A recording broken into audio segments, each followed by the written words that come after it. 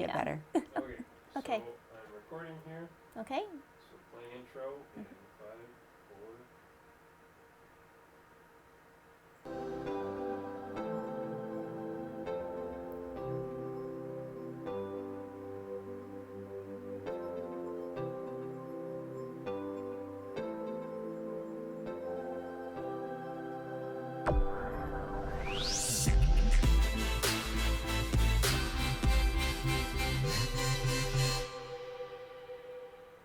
Hi everyone, we're back here in the Hughes studio and I have a very special guest, and I'll just say it's the third piece in the puzzle of what we've been talking about, and it's been, I think, kind of the white elephant in the room a lot of times, Annabelle. It's menopause. It definitely is. Yeah. A lot of women are talking about it, and I would say even their partners. So men are starting to get involved as well with the topic and are forced maybe to learn a little bit more so that they can support their partners. So, and that's so interesting because, for the most part, men don't even want to even acknowledge or whatever. But what have you seen a swing with men? Yeah, I would say so, and definitely my clients are also mentioning that they are having bigger conversations with their partners. But I think it's just we have so much social media, and as soon as you start searching, and of course with AI, I think listening to the conversation, it doesn't take very long before my husband and my Instagram feeds or whatever reels we're watching kind of sync up. So I think men are perhaps being forced to watch a little bit more about menopause. And so, yeah, I think they are getting more educated and they're definitely more interested. And they should be. And I will say many of my clients, once we get them on, a path of them feeling better, they will usually come back to their second or third appointment saying, my husband says I should say thank you. So, yeah, they're definitely involved and very aware of how it's impacting their loved one. So I just want to do a little sidebar. Annabelle is friends with Erica and Melina, which we've been talking about menopause, and they are the co-founders and owners of the Menopause Practice, which is something I guess that we've all been waiting for, women. It's something that we all go through. We don't talk about it. And you lovely ladies are trying to just clear the slate and get everything out in the open. So I want to ask you, Annabelle, what kind of, I guess, wheelhouse are you in with these ladies? Sure. Well, my expertise is I'm a nurse practitioner. And so I approached them, it's probably a year and a half ago or so, just to see if they were looking for a provider at the clinic. I've always thought female leadership, female empowerment was really important to me. And I was doing a lot of the work anyway, and I was seeing some of their clients over at another practice that I'm working at that were presenting with lower bone density and, kind of that perimenopause, menopause woman. And so we did have a conversation, and that's how I ended up working with them initially. And then over this last 6 months, we just decided to expand and take the leap and create something that's all our own and brand new, and really just try to meet the needs of women within Manitoba. Okay, so you did mention bone density, and we really want to talk with you now, your expertise in the physical symptoms. Sure. Let's start with menopause. We know, okay, the hot flashes, but what else? Yeah, definitely. I think menopause up until recently has really focused on the vasomotor symptoms such as the hot flashes and the night sweats. But when we really peel back the layer, we start understanding that these symptoms, and I'll list a whole bunch, start happening already with perimenopause. And that's that time period. It kind of depends on the definition you want to look at, but it can be 10 to 12 years before actual menopause, whereas the Menopause Society says it's more than 1 to 3 years. And the earlier years are premenopause. But many women have very similar symptoms, and they will often start off with in the late 30s, early 40s, with having some night sweats, some worsening or more present PMS symptoms, which often will include irritability, mood changes, increased bloating, breast tenderness, anger, irritability, low mood, and then sometimes having irregular cycles. some of the other less known symptoms perhaps is itchy ears and also itchy skin or rashes for no good reason. And I know every single time a woman comes to me and says, like, Annabelle, I heard about these itchy ears, like what the actual F, right? And she's like, I've had them, had no idea that they were connected. And so some of these symptoms are really quite odd. When you look at symptoms of peri or even menopause, there's anywhere from 34 to 54 in this list of symptoms, so much more than hot flashes. But I think the most prevalent symptoms that really do cause a lot of distress are the mood changes, and that can really be an escalation of anxiety and a sense of overwhelm.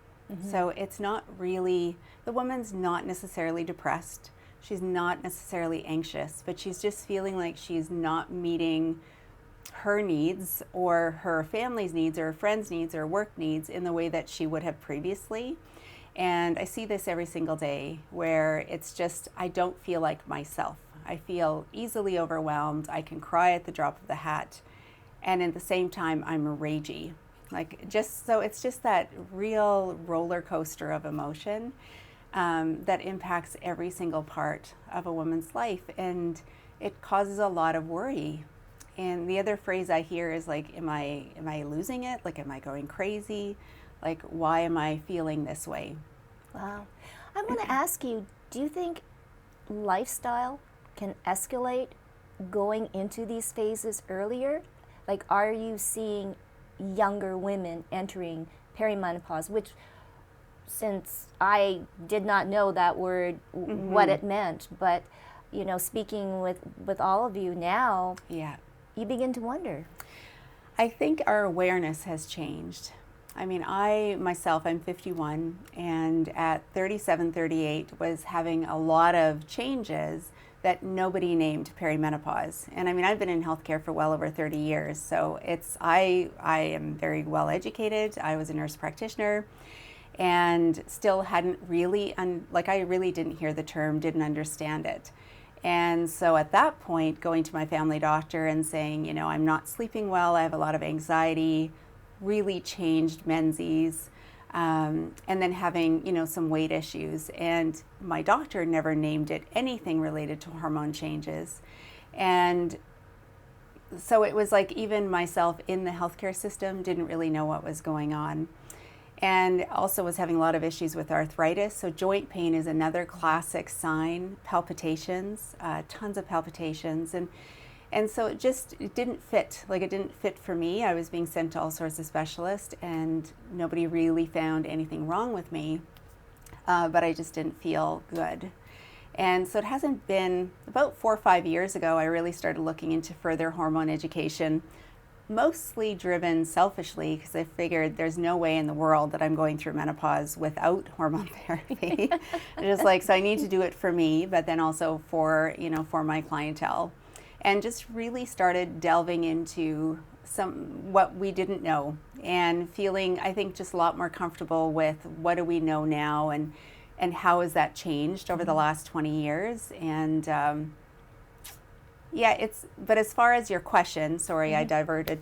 As far as are we seeing it earlier, we're not, but we're recognizing it now, whereas we didn't. Right. Now, is hormone therapy the answer for everything? No, it's a part of it. Like when we think about pillars of health, and when I speak to every single client, it's about what do we do in order to keep ourselves healthy. I think the foundation of it is to eat well. Nutrition is the most important thing. We need to eat well, we need to eat enough.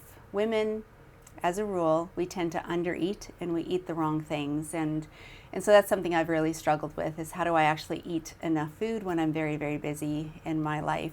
So that's number one. Number two is really about moving the body. Our body wants to be strong. It really needs the activity so it can function well.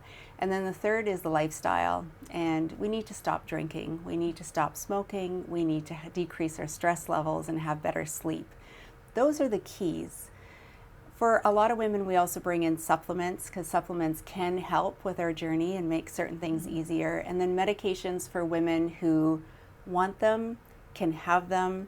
So as long as there's no contraindication, hormone therapy can be part of the package.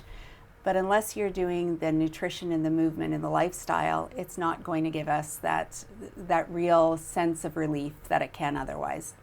And that's the hard part. It's the Really. hardest part. It Nutrition is. is the hardest. Yes, Mhm.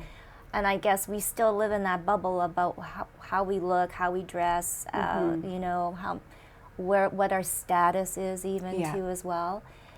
How do you? Okay, so then you've got your client there sitting there. Mhm.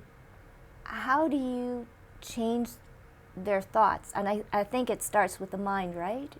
It does. But you know, what I am really, really lucky with is women who come to see me, they already kind of know what they want. And they know that they are ready to make a change. Because, you know, I'm a private service and it takes some funds, takes some economics to be able to come and see me. And so I find that my clientele are highly motivated, very strong, very intelligent women. So I'm very fortunate. Like, they are ready for change, they are wanting change. They just want a partner in their health journey to help them along the way and help guide them. The environment that we are in, like, there's so much information and there's so many different influencers and guides along the way, I guess, that are really giving a lot of information. That it becomes very, very overwhelming. So they're looking to me to help them just narrow down for them what would work for them. How much does social media play in the misnomers or Huge. Yeah, both good and bad. Yeah. I mean, what I find is it doesn't matter what your opinion is, you can always find supporting people. And that sometimes can get a little bit dangerous Yes. if we're not knowing what we're looking for. I was just ask you, what are some of the, you know, red flags, as I'm, you know, scrolling in or Googling Yeah. menopause? What are some of the red flags that you've seen? I think if it seems too good to be true, right? Like, we've always been told, if it's too good to be true, it is absolutely too good to be true. There's no one way. There's no only one way.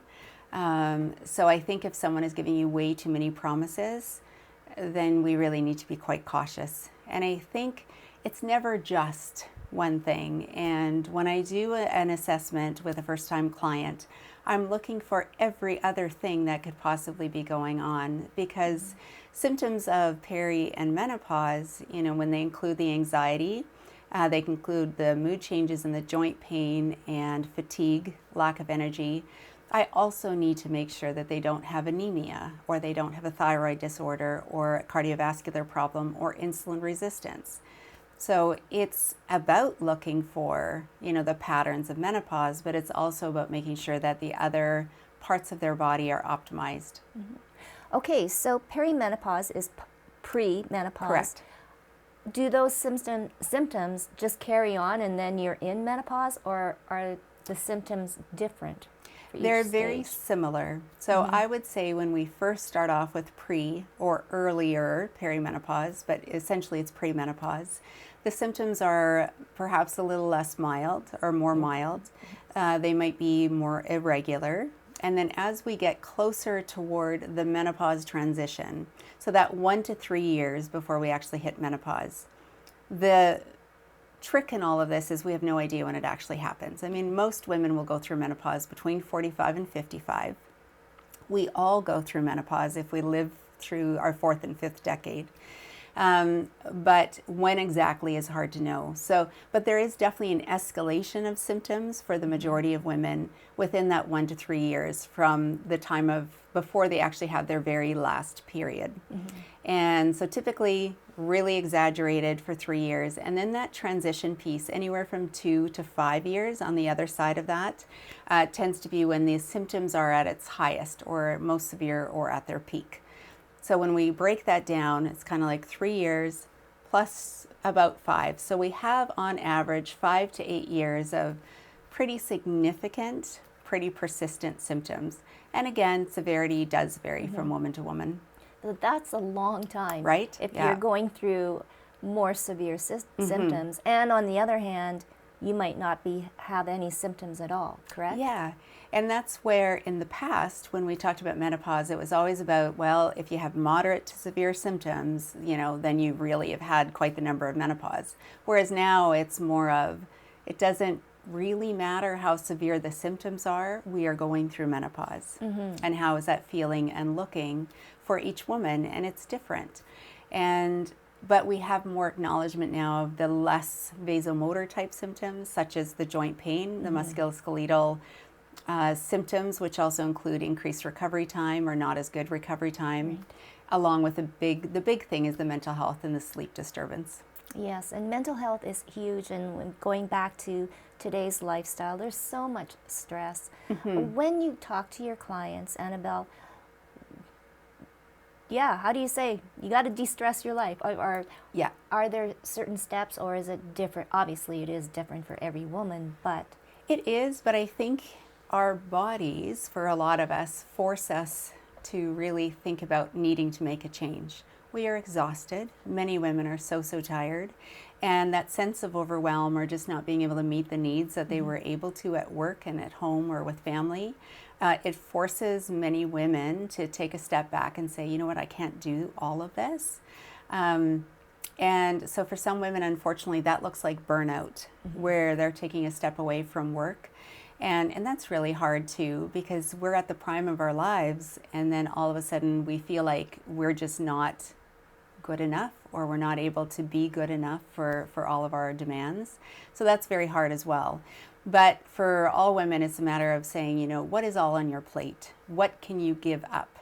And I often will say to them, think of and I might get her name wrong, but the Marie Kondo, closet clean out. Oh, yes. I'll say, we need to do this, but with our life. And if it doesn't bring you joy, you need to, that's no longer serving you well. Wow. And you hit it right on the nail. I mean, we are in our prime. We're not in our prime when we're 25 or 30. We're still growing. We're still, but to think that, you've lived a full life. Yeah.